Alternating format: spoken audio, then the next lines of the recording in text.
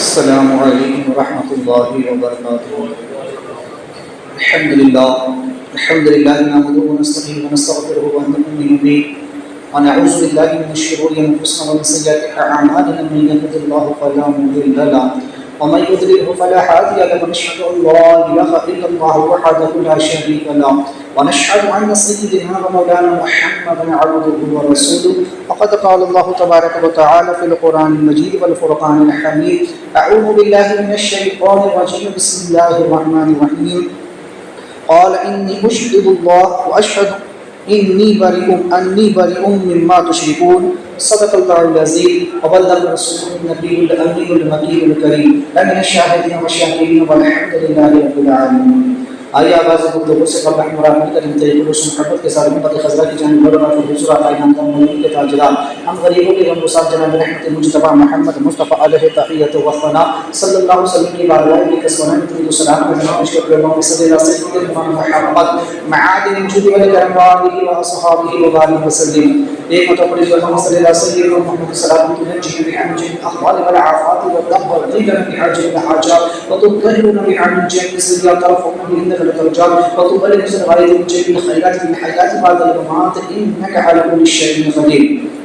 رسول برکت کے لیے حضور اللہ صلی اللہ علیہ وسلم السلام تعالی علی سیدنا محمد وعلى آله فرج ورحمة بالحفاظ والرعاية وسن خاتم يسأل الأمام بوجهه الكريم وعلى آله وصحبه كل رحمة ونفس بكل معاني لك يا الله يا الله يا الله.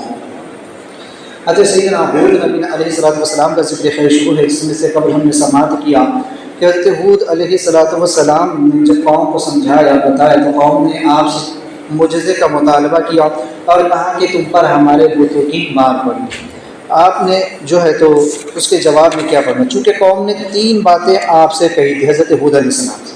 سب سے پہلی بات انہوں نے یہ کہی کہ تم نے ہمیں کوئی ظاہر معجزہ نہیں دکھایا، کوئی ایسی چیز، کوئی ایسی انہونی، کوئی ناممکن چیز تم نے ہمیں کر نہیں دکھائی، اس لیے صرف تمہارے ایک اکیلے انسان کے کہنے پر ہم اپنے بتوں کو نہیں چھوڑیں. دوسری بات انہوں نے یہ کہی کہ تم چاہے جتنی بھی کوشش کر لو ہم تم پر ایمان نہیں لائیں گے. اور تیسری بات انہوں نے کہی کہ ہمیں تو پورا یقین ہے کہ تم پر ہمارے کسی بت کی مار پڑی ہے جس کی وجہ سے تم یہ مجنونانہ گفتگو کر رہے ہو، ایسی باتیں کر رہے ہو. ان تینوں اعتراض کے جواب میں حضرت سیدنا حود علیہ السلام نے فرمایا: قال انی اشهد اللہ واشهد انی بریء مما تشرکون ومن دونی فقیدونی جمیعا ثم لا تنظرون. آپ نے ان سے فرمایا کہ انی اشهد اللہ واشهد، کہ بے شک میں اللہ کو گواہ بناتا ہوں. میری اس بات پر اللہ تبارک و تعالی گواہ ہے، یہ کہ میں اللہ کے واحد ہونے کی، ایک ہونے کی گواہی دیتا ہوں، اور تم سے بھی کہتا ہوں کہ تم بھی اس پروردگار عالم کے ایک ہونے کی گواہی دو. انی بری ہوں، اور میں اس بات سے بری ہوں، بری الذمہ ہوں، میں بیزار ہوں، مما تشرکون، تمہارے شرک سے. یہ جو تم شرک کرتے ہو اس سے میں بیزار ہوں، اس سے میں اپنی برات کا اظہار کرتا ہوں. من دونہ، جو کہ تم اللہ کے سوا اوروں کو شریک ٹھہراتے ہو، اللہ کے سوا اوروں کو پکارتے ہو، پوجتے ہو، ان کی بندگی کرتے ہو، عبادت کرتے ہو، تو لہٰذا اس بارے میں آپ نے یہ بات کہی. تو چونکہ حضرت حود علیہ السلام نے کہا کہ تم لوگ اگر میری باتوں کی تصدیق نہیں کرتے تو نہ کرو، میرا کیا نقصان ہونے والا ہے، مجھے اس سے کسی بات کا کوئی غم نہیں ہے، بلکہ میں تو اپنے پروردگار ہی کو اپنا شاہد اور اپنا گواہ بناتا ہوں، اور وہی میری حقانیت کی گواہی دیتا ہوں. میرے لیے تو اتنا کافی ہے کہ میرا رب میری حقانیت کی گواہی دیتا ہے. میرا رب کہتا ہے کہ میں حق پر ہوں، تو لہٰذا میں حق پر ہوں. تم اپنے بتوں سے لپٹے رہو، ان سے آسے لگائے بیٹھے رہو اور زندگی برباد کرتے رہو. جو تم اپنے بتوں سے یہ امیدیں رکھتے ہو تو تم ان سے امیدیں رکھتے رہو. تمہارے یہ جھوٹے معبود اور یہ جھوٹے بت اگر اتنے ہی لائق ہوتے، اتنے ہی قابل اور پہنچے ہوئے ہوتے تو یہ تم سے تدبیر نہ ہو سکے، دور نہ کر دیتے. آپ نے ان کے سامنے گویا کہ بڑی خوبصورت ایک دلیل سی رکھی کہ تم جن بتوں کو پوجتے ہو، جن کو تم پکار رہے ہو، جن سے اتنی امید تم رکھتے ہو اور آس لگائے بیٹھے ہو، تو 3 سال سے بارش بند ہے، نسل ختم ہے، عورتیں بانجھ ہو چکی ہے، ہر طرف قحط اور سوکھے کا ماحول بڑھ چکا ہے، تو لہٰذا اب تمہارے معبود کہاں ہے، تمہارے بت کہاں ہے، جو ہے تو میں چلو ان کو برا بھلا کہتا ہوں، مجھ سے ناراض ہوگے، لیکن تم تو اس کو پوجتے ہو، تم تو اس کی بندگی کرتے ہو، تم اسے معبود الہ کہتے ہو، اور لہٰذا تم ان سے چمٹے ہوئے رہتے ہو، رات دن ان کے قدموں میں پڑے رہتے ہو، تو بتاؤ وہ تمہاری امید پوری کیوں نہیں کرتے، وہ تمہاری دعائیں کیوں قبول نہیں کرتے، وہ تمہاری مشکل کشائی کیوں نہیں کرتے، وہ تمہاری پریشانیوں کو دور کیوں نہیں کرتے؟ تو گویا کہ جن بتوں کو تم اپنا معبود اور الہ سمجھ رہے ہو اور جن سے امید لگائے بیٹھے ہو کہ یہ سب کچھ کرتے ہیں، روزی یہ دیتے ہیں، بارش یہ برساتے ہیں، اولاد یہ دیتے ہیں، پریشانیاں دور یہ کرتے ہیں، دشمنوں سے حفاظت یہ کرتے ہیں، تو غرض کی الگ الگ کاموں کے لیے جو تم نے الگ الگ معبود اور خدا بنا رکھے ہیں، اب ان سے جو امیدیں لگائے بیٹھے ہو، تو یہ 3 سال کا عرصہ گزر گیا، 3 سال سے بارش نہیں ہو رہی ہے، تمہاری اولاد ختم ہو رہی ہے، تمہاری عورتیں بانجھ ہو چکی ہے، ہر طرف قحط پڑ چکا ہے، پھل اور اناج کھانے کو نہیں ہے، تو اس وقت میں تمہارے معبود تمہاری مدد کیوں نہیں کرتے؟ اب یہاں پر ایک چیز بیان کرو، ولی اللہ اور ولی من دون اللہ کیا ہے؟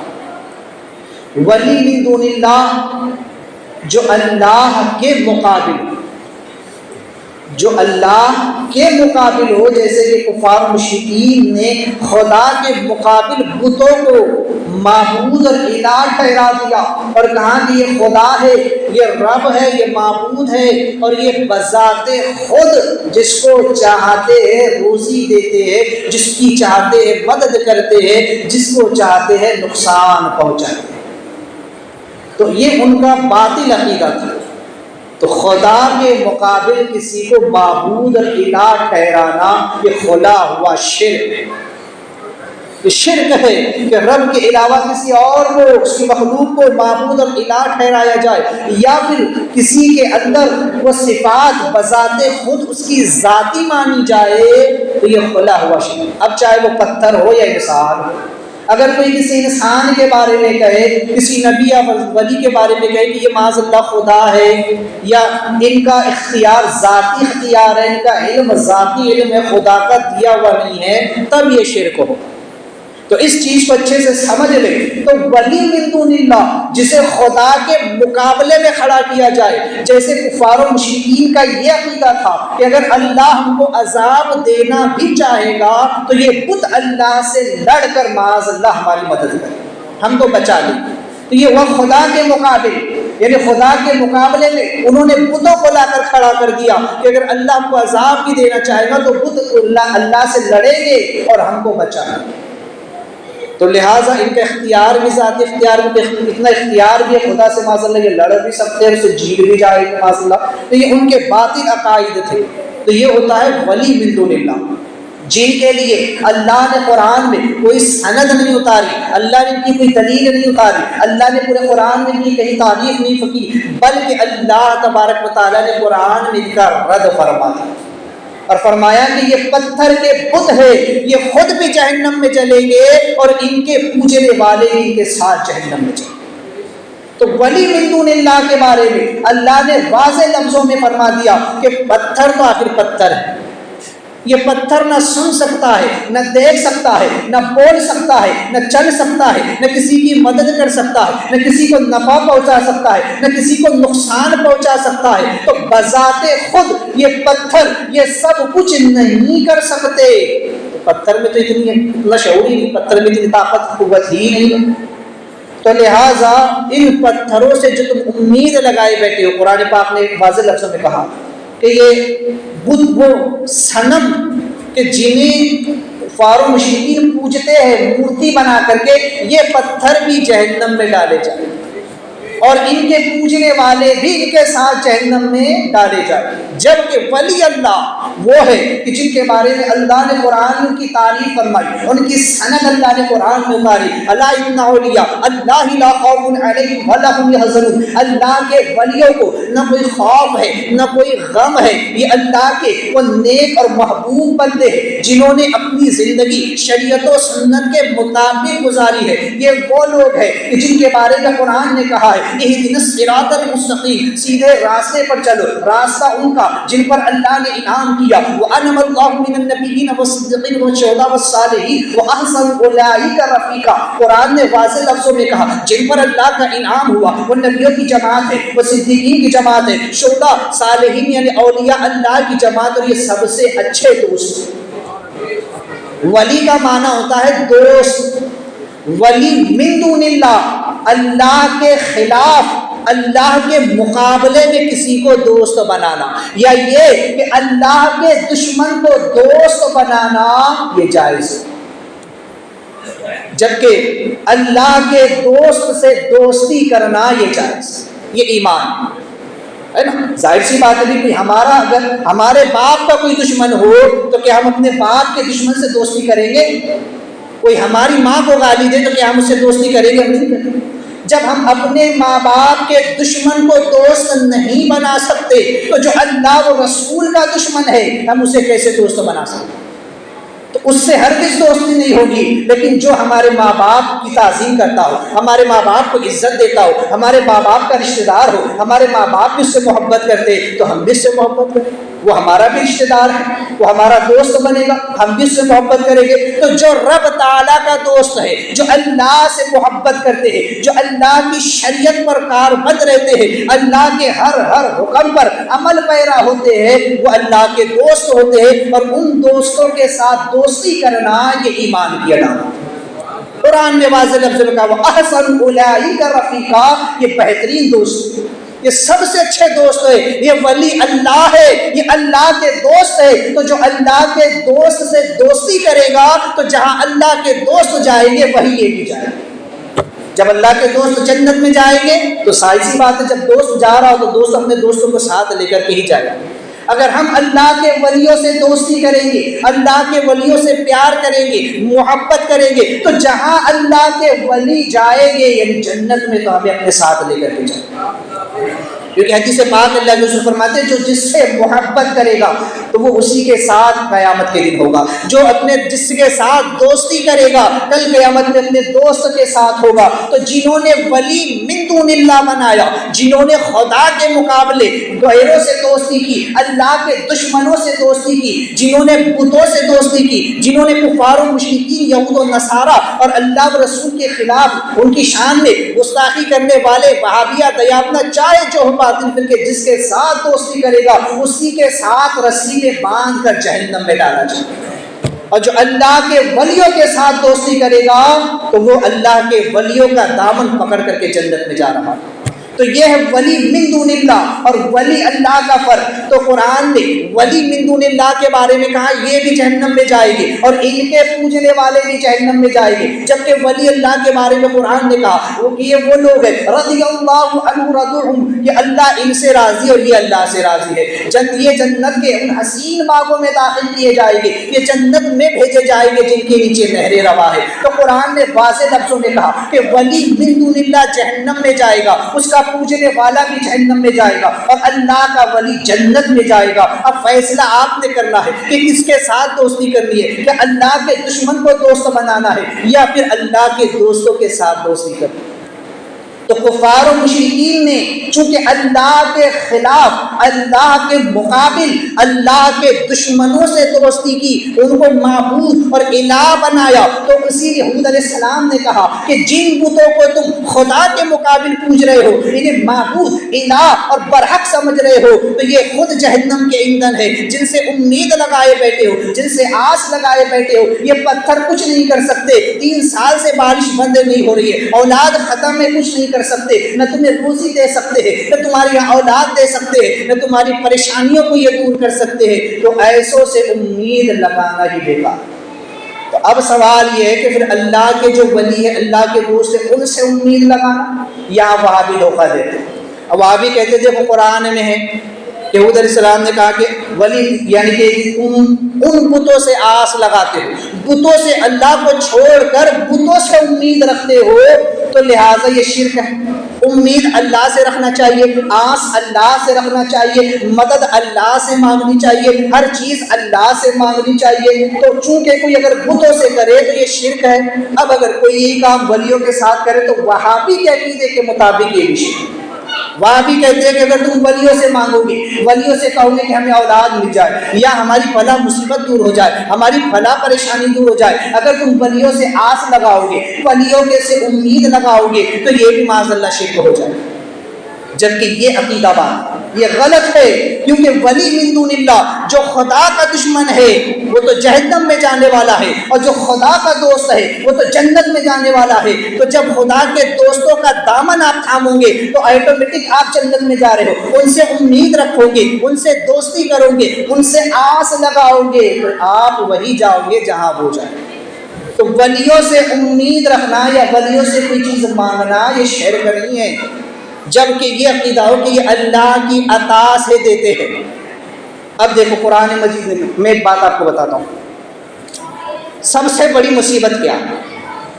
ہم یہ سمجھتے ہیں کہ ہمارے پاس روپیہ پیسہ نہیں ہے، ہم غریبی کی زندگی گزار رہے ہیں، یا پریشانی آ گئی، کوئی مصیبت آ گئی، یا بیماری آ گئی، تو ہم سمجھتے ہیں یہ بڑی مصیبت ہے نا۔ لیکن سب سے بڑی مصیبت کیا ہے؟ علماء کرام فرماتے ہیں کہ سب سے بڑی مصیبت یہ ہے کہ انسان گناہوں میں مبتلا ہو جائے، انسان سے کوئی گناہ ہو جائے، یہ بہت بڑی مصیبت ہے۔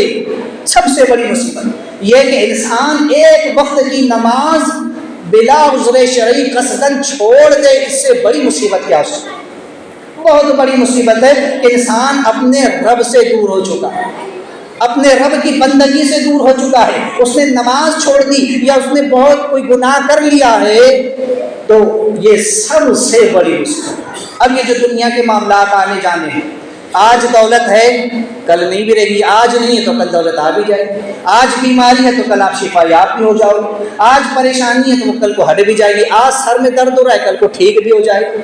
تو یہ چیزیں تو چلتی رہیں گی، لیکن یاد رکھنا کہ اگر انسان گناہ کرتا ہے نا، یہ بہت بڑی مصیبت ہے، باقی ساری مصیبتیں اس کے نیچے ہیں۔ تو کیا اللہ والے ان مصیبتوں کو دور کر سکتے ہیں؟ کیا اللہ والے ان پریشانیوں کو دور کر سکتے ہیں؟ تو آپ قرآن سے پوچھیں۔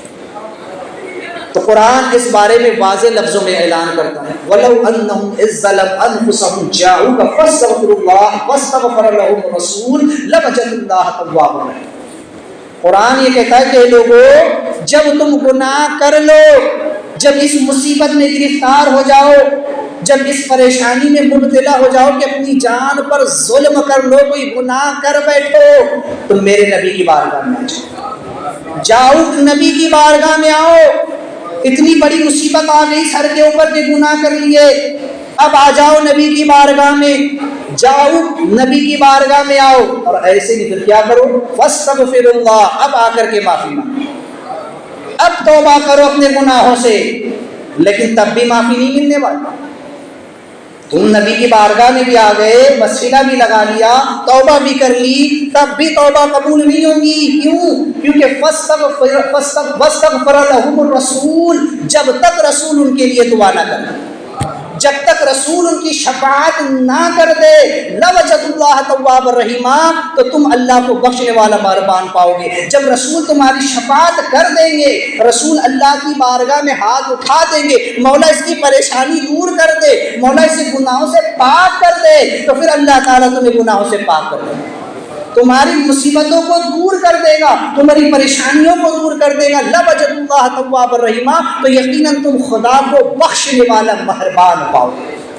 تو رب نے بتایا کہ ہمیں پتہ چلا کہ سب سے بڑی پریشانی انسان کا گناہ میں مبتلا ہو جانا، اور جب انسان اس پریشانی میں مبتلا ہو جائے، دنیا کی ساری پریشانی اس کے نیچے، کیونکہ یہ آخرت کی بہت بڑی پریشانی، یہاں پر اگر آپ کے سر میں تھوڑا بہت درد ہوا ٹھیک ہو جائے گا، کچھ دیر کے بعد آپ نے گولی کھا لی ٹھیک ہو گیا. آپ کو بخار آ گیا، ایک دن زیادہ سے زیادہ آپ پریشان رہیں گے. بدن کیسے تپتا ہے بخار میں. بخار جب انسان کو ہوتا ہے تو پورا بدن جلتا ہے اندر و باہر سے. لیکن آپ نے پیراسیٹامول کھا لی، کوئی دوائی کھا لی، 1-1.5-2 گھنٹے کے اندر، ایک رات کے اندر بخار اتر گیا. ٹھیک ہے.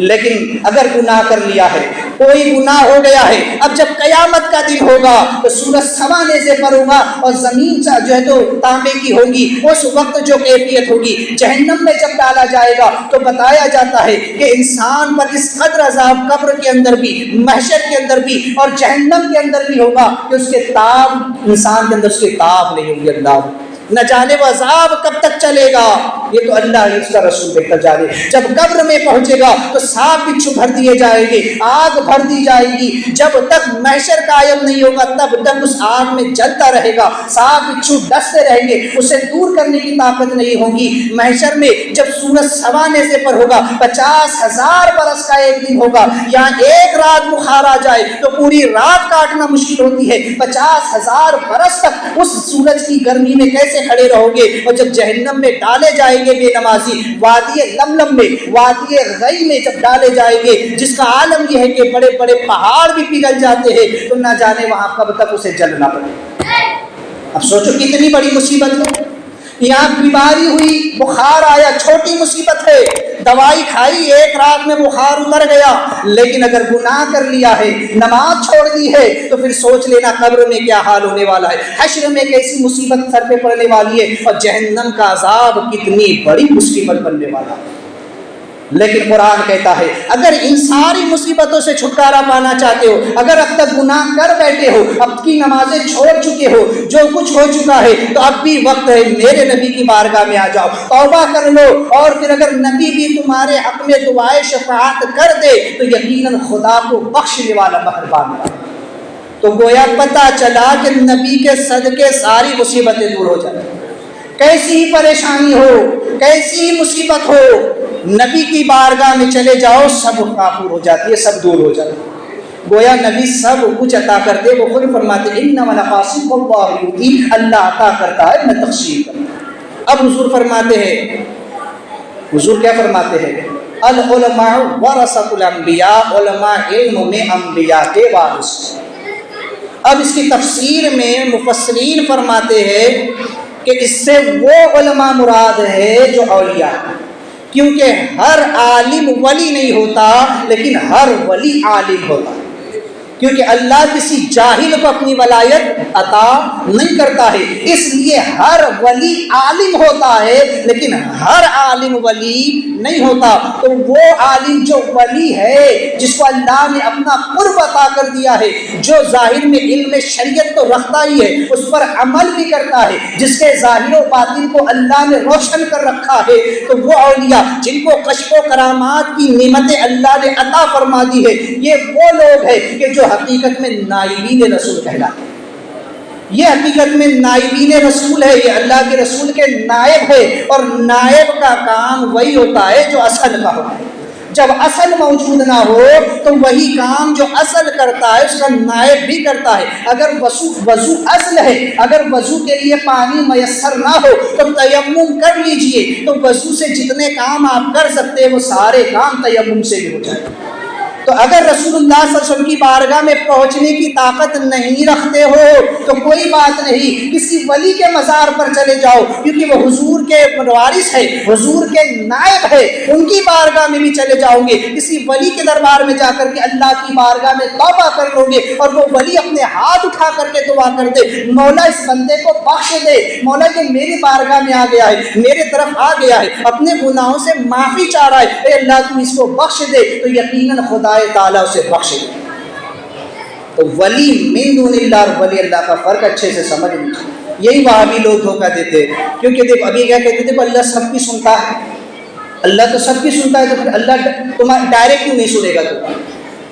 تو وسیلوں کی ضرورت کیا ہے؟ تو اب میں اس کی مثال آپ کو دیتا ہوں. مان لیجئے کہ ایک باپ ہے اور اس کی اولاد ہے، کہیں 10-12 بیٹے ہیں، 4-5 جو بھی ہے. اب باپ نے اپنی اولاد کو کچھ باتیں بتائی، سکھائی، کہا اس پہ عمل کر. لیکن اب جو بیٹا عمل کرتا ہے ظاہر سی بات ہے باپ اس سے محبت کرے. لیکن جو اولاد باپ کے کہنے پر عمل نہیں کرتی ہے تو باپ ظاہر سی بات ہے ان کی طرف سے روبرداری کرے۔ اب کل کو جب وہ اولاد کو کسی چیز کی ضرورت پڑے گی اور وہ باپ کے پاس آ کر کے کہے گی تو باپ کیا کرے گا؟ اپنا منہ دے گا۔ اب وہ بار بار چلاتا رہے باپ باپ کہہ کر کے کہ ابا میری بات سن لو، ابا میرا کام کر دو، لیکن باپ سن تو رہا ہے لیکن سن کر انسنی کر رہا ہے۔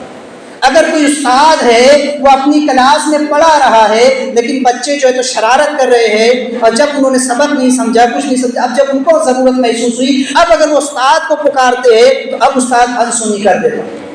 جب میں تمہیں سمجھا رہا تھا، بتا رہا تھا، اس وقت تم نے دھیان نہیں دیا، اب مجھ کو پکار رہے ہو، اب مجھ کو آواز دے رہے ہو، اب تمہیں میری ضرورت پڑی ہے تو سن کر انسنی کر دے گا۔ تو رب تبارک و تعالیٰ کی شان میں یہ تو نہیں کہتا، لیکن سمجھ لے کہ رب تبارک و تعالیٰ نے جو احکام شرع نازل فرمائے ہیں وہ اسی لیے کہ بندہ اس پر عمل کرے۔ جو لوگ عمل کرتے ہیں تو رب تبارک و تعالیٰ ان سے راضی ہوتا ہے، ان سے خوش ہوتا ہے، اور وہ جب ہاتھ اٹھاتے اللہ ان کی دعائیں پوری کر دیتے ہیں۔ لیکن جو لوگ اللہ کی قوانین پر عمل نہیں کرتے ہیں، شریعت کو اپنے پیروں تلے روند کر نکل جاتے ہیں، اسلام کو پیٹ کے پیچھے ڈال دیتے ہیں، نمازوں کو ترک کرتے ہیں، گناہ کرتے ہیں، اب جب ان پر مصیبت آتی ہے اور وہ لاکھ چلاتے ہیں اور لاکھ پکارتے ہیں کہ اللہ میری دعا سن لے، اللہ پریشانی دور کر دے، تو اللہ تبارک و تعالیٰ اپنی رحمت ان کی طرف سے پھیر لیتا ہے۔ رب کی رحمت متوجہ نہیں ہوتی پھر کہ بندے جب میں نے کہا تھا تم نے میری نہیں مانی، اب میں تیری کیوں مانوں؟ جو رب کی مان لیتے ہیں تو رب ان کی مانتا ہے۔ نبیوں نے ولیوں نے خدا کی مانی، اس لیے خدا ان کی مانتا ہے۔ تو اس لیے اگر وہ کہے کہ کسی کو اولاد دینا ہو، کسی کو روزی دینا ہو، وہ دعا کر دیتے، اللہ تعالیٰ فوراً عطا کر دیتے۔ تو یہ ہوتا ہے ولی اللہ کا پاور، یہ ہوتی ہے ولی اللہ کی طاقت۔ تو لہٰذا اللہ والوں کا وسیلہ کیوں ضروری ہے؟ کیونکہ انہوں نے اپنی زندگی شریعت کے مطابق گزاری ہے۔ رب ان سے راضی ہے، رضی اللہ عنہ ورضوا عنہم، اللہ ان سے راضی اور اللہ سے راضی ہو چکے۔ تو ہم جیسوں کی خدا سنتا ہے لیکن سن کر بھی رب تعالیٰ کی رحمت ہماری طرف اس لیے متوجہ نہیں ہوتی کیونکہ ہم نے رب کی نافرمانی کی۔ تو اس لیے پھر کہاں چلے آؤ؟ قرآن نے کہا وَلَوْ أَنَّهُمْ إِذْ ظَلَمُوا أَنفُسَهُمْ جَاءُوا فَاسْتَغْفَرُوا اللَّهَ وَاسْتَغْفَرَ لَهُمُ الرَّسُولُ لَوَجَدُوا اللَّهَ تَوَّابًا رَحِيمًا۔ اگر گناہ کر چکے ہو، غلطی کر چکے ہو، مصیبت آ چکی ہے، پریشانی آ چکی ہے، تو نبی کی بارگاہ میں آ جاؤ، نبی کے کسی نائب کی بارگاہ میں آ جاؤ، کسی ولی اللہ کی بارگاہ میں آ جاؤ اور پھر اللہ سے اپنے گناہوں کی معافی چاہو، پھر اللہ سے ان کے وسیلے سے جو چاہو مانگو، تو یقیناً اگر وہ تمہارے لیے دعا کر دیں گے تو خدا تبارک و تعالیٰ تمہاری حاجتوں کو پورا فرماتے ہیں۔ امام اعظم خود فرماتے ہیں، جن کی ہم پیروی اور تقلید کرتے ہوئے کہتے ہیں کہ جب بھی مجھے کوئی مصیبت آتی ہے تو میں امام شافعی کہتے ہیں کہ جب بھی مجھے کوئی مصیبت اور پریشانی آتی ہے تو میں امام اعظم کے مزار پر جاتا ہوں اور وہاں جا کر 2 رکعت نماز پڑھتا ہوں، ان کے وسیلے سے دعا کرتا ہوں کہ اللہ میری پریشانی آسان کر دے۔ تو یہ ہوتا ہے ولی اللہ اور ولی من دون اللہ کا فرق۔ تو لہٰذا اس کو سمجھ لے۔ تو گویا کہ حود علیہ السلام نے کہا کہ میں تو تمہارے بتوں سے بیزار۔ تم کہتے ہو نا کہ جو ہے تو یہ ہمارے معبود ہے، یہ بارش برساتے ہیں، روزی دیتے، اولاد دیتے، 3 سال سے یہ کر کیا رہے ہیں؟ اب پکارو ان کو، بلاؤ ان کو، کہو ان سے مدد کرنے کے لیے کیوں نہیں کرتے؟ تو تم ہی سے جو ہے تو امیدیں لگائے بیٹھو، مجھے تو ان سے کوئی بات نہیں کرنی، میں تو ان کو اب بھی برا ہی کہتا ہوں۔ لہٰذا تم اس بات کے گواہ ہو جاؤ، تم خود اس بات پر گواہ بن جاؤ کہ اشہد اللہ کہ میری طرف سے گواہی دینے والا اللہ تبارک و تعالیٰ، میری مدد کرنے والا، میری دعائیں سننے والا، میری پریشانیاں دور کرنے والا اللہ تبارک و تعالیٰ ہے۔ میں اسی سے امید رکھتا ہوں، اسی سے مدد چاہتا ہوں، اسی کی بندگی کرتا ہوں۔ تو تم بھی اس بات پر گواہ ہو جاؤ۔ یہاں پر 2 معنی ہیں، ایک تو یہ کہ میں گواہی دیتا ہوں کہ اللہ ایک ہے، اور تمہیں بھی دعوت دیتا ہوں کہ تم بھی خدا کو ایک مان لو اور اس کی جو ہے تو گواہی دو۔ اور دوسرا معنی یہ ہے کہ تم اس بات پر گواہ ہو جاؤ کہ میں تمہارے بتوں سے بیزار ہوں۔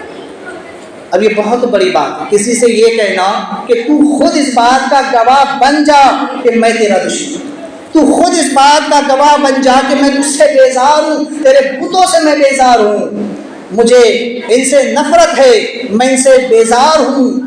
لہٰذا حضرت ابراہیم علیہ السلام نے بھی کہا تھا اپنی قوم سے، میں تمہارے بتوں سے بیزار، انی وجہت وجہی للذی فطر السماوات والارض حنیفا وما انا من المشرکین۔ آپ علیہ السلام نے بھی کہا کہ میں تمہارے بتوں سے بیزار ہوں، تو غرض کے ہر نبی ولی ان سے بیزار ہوئے.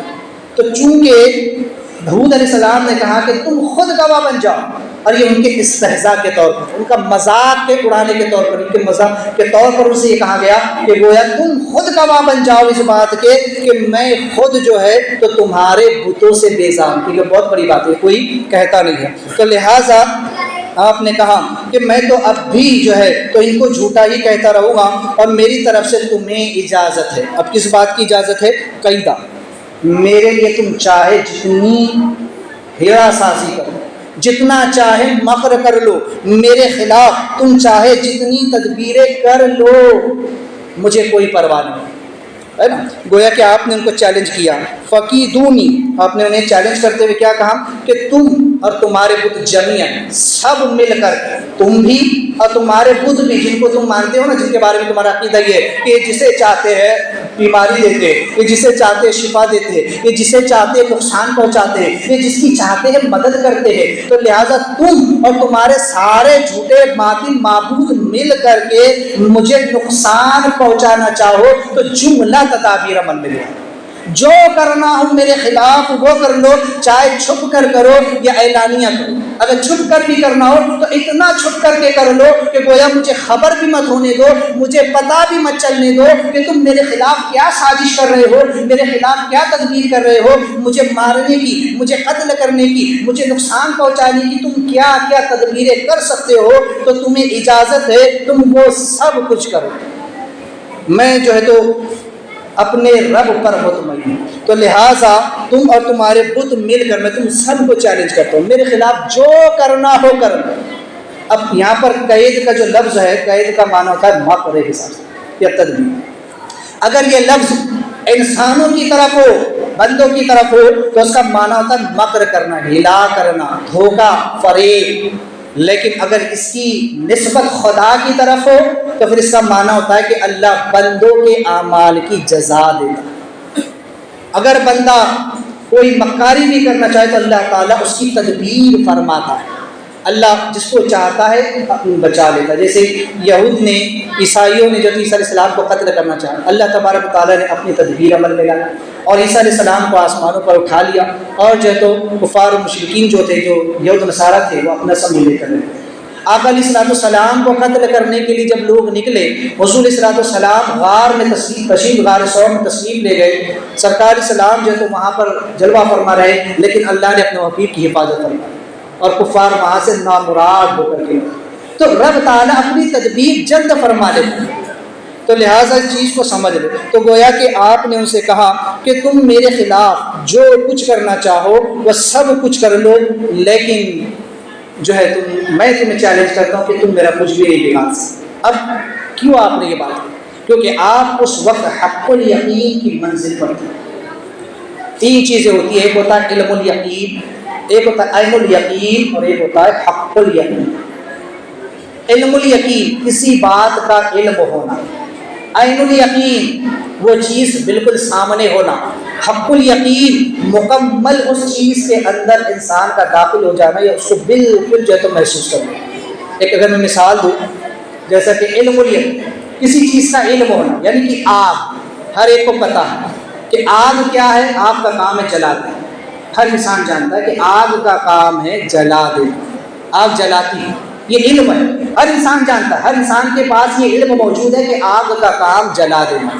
لیکن اگر کوئی شخص آگ کے قریب پہنچ جائے، جب آگ جل رہی ہو، آگ کو وہ جلتا ہوا دیکھے اور آگ کے قریب میں کھڑا ہوگا تو یہ ہوگا عین الیقین، یعنی اپنی آنکھوں سے دیکھ رہا ہے، یقین کی آنکھوں سے دیکھ رہا ہے کہ واقعی میں آگ ہے، جل رہی ہے، اس کا کلر سرخ ہے، لال ہے، اور جو ہے تو اس کے شعلے اٹھ رہے ہیں، اور اس کی آنچ اتنی تیز ہے کہ میں دور بھی کھڑا ہوں تو میرا بدن جھلس رہا ہے. یہ ہے عین الیقین. لیکن اگر کوئی آگ کے اندر داخل ہو جائے، مکمل آگ میں چلا جائے، جب آگ اس کو جلا دے تو یہ ہوتا ہے حق الیقین کہ بالکل اس نے اس کو محسوس کر لیا کہ آگ کیسے جلانا، یہ بالکل ہو گیا حق الیقین.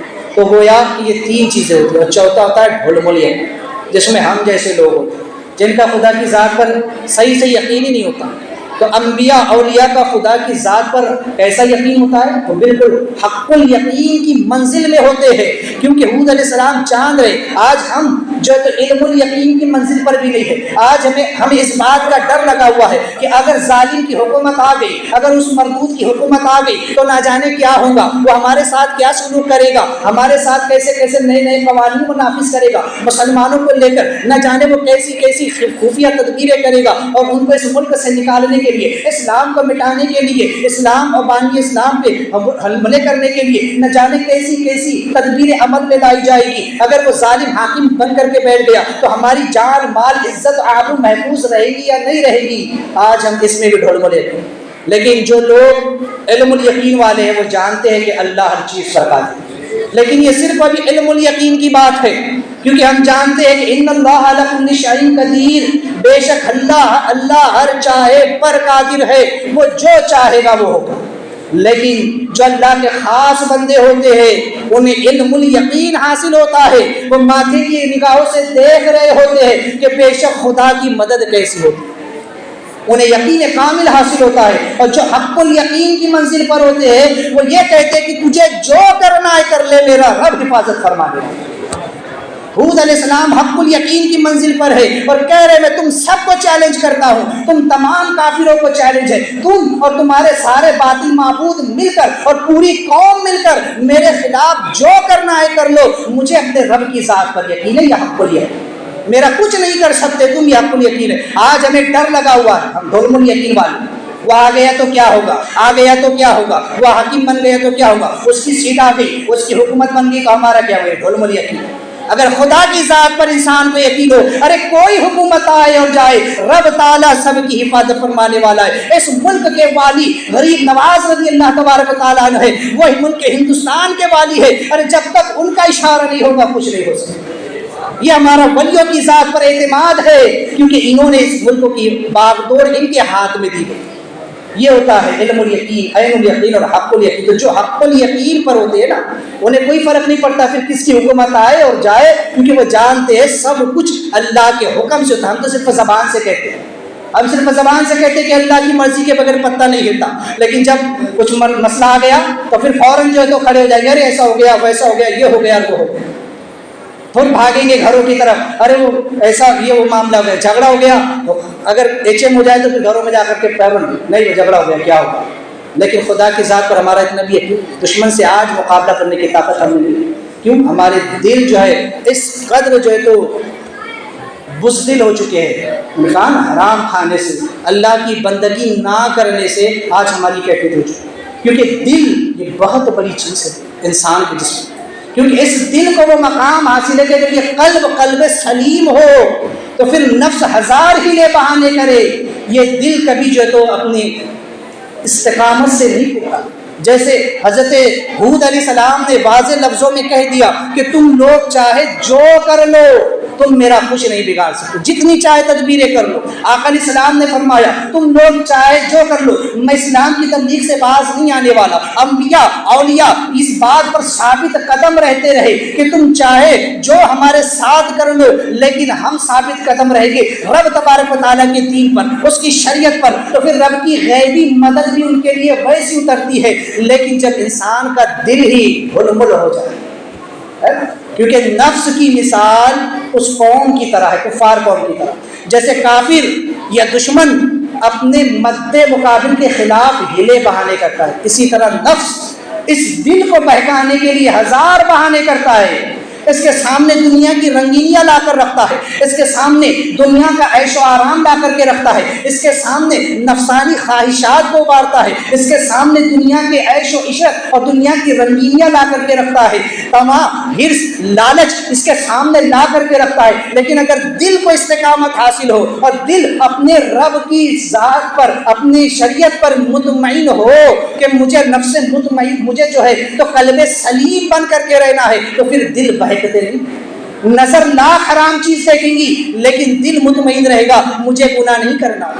نفس ہزار بار بہکائے گا، چل کر کوئی گناہ کا کام کر لے، چل ہاتھ سے کوئی گناہ کر لے، لیکن اگر دل مطمئن ہے تو وہ اندر سے کہے گا مجھے یہ کام نہیں کرنا. نفس ہزار بار بہکائے گا، چل چل کر کوئی گناہ کر لے، چل ہاتھ سے کوئی گناہ کر لے، لیکن اگر دل مطمئن ہے تو وہ اندر سے کہے گا مجھے یہ کام نہیں کرنا. تو دل کا قلب سلیم ہونا ضروری ہے. تو نفس ہزار بہانے کرے گا, نفس کہے گا ارے یہ کھا کر تو دیکھ لے, اس کا مزاج چکھ کر تو دیکھ لے, ارے یہ ٹیسٹ اس کا کتنا بھاری ہے, آج کر لیتے ہیں, کل نہیں کریں گے, ایک بار کر لیں گے, دوبارہ نہیں کریں گے, آج فلم دیکھ لیتے ہیں, آج تھوڑا سو لیتے ہیں, آج فجر نہیں پڑی بھلی کل کے دن اٹھ جائیں گے, کل سے میں نماز شروع کر دوں گا, اگلی نماز سے میں نماز شروع کر دوں گا. تو یہ نفس کے ہلے بہانے ہوتے ہیں. لیکن اگر دل انسان کا ثابت قدم ہو, قلب اگر قلب سلیم ہو, تو وہ فوراً اٹھ کر کے کھڑا ہو جاتا ہے اور کہتا ہے نہیں, میں نے اپنے رب کی بندگی کرنی ہے, میں نے کوئی گناہ نہیں کرنا ہے, میں نے اپنے رب کی بارگاہ میں جواب دینا.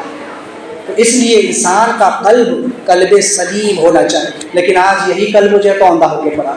دعا ہے کہ مولا کریم ہم تمام کے قلوب کو قلب سلیم بنائے اور ہم تمام کو شریعت مطہرہ پر عمل پیرا ہونے کی توفیق عطا فرمائے.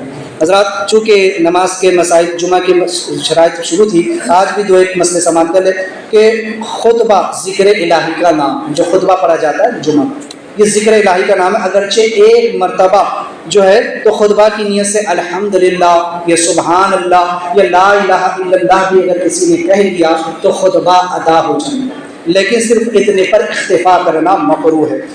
خطبہ کے لیے نیت ضروری ہے نا, خطبہ پڑھنے کی نیت ہو. اگر مثال کے طور پر اگر خطیب ممبر پر کھڑا ہوا اور اس کو چھینک آ گئی, اس نے اس کے جواب میں الحمدللہ کہا, یا کس تعجب کی بات کو دیکھ کر سبحان اللہ کہہ دیا, یا ایسے ہی کلمہ لا الہ الا اللہ پڑھ دیا, تو اس سے خطبہ جو ہے تو ادا نہیں ہوگا. لہٰذا نماز جمعہ کے لیے خطبہ شرط ہے, بغیر خطبہ کے نماز جمعہ باطل ہے نا. اس لیے جو شخص خطبہ نہیں پڑھ سکتا وہ نماز جمعہ کی امامت بھی نہیں کر سکتا. جس کو خطبہ پڑھنا نہیں آتا وہ نماز جمعہ کی امامت کرنے کے قابل نہیں. ان مسائل کو ذہن میں رکھے. دعا ہے کہ مولا کریم ہم تمام کو شریعت مدد کرے. توفیق دوران گفتگو کرتی ہے توبہ کرتا ہوں. استغفر اللہ ربی من کل ذنب و اتوب الیہ. لا الہ الا اللہ محمد رسول اللہ.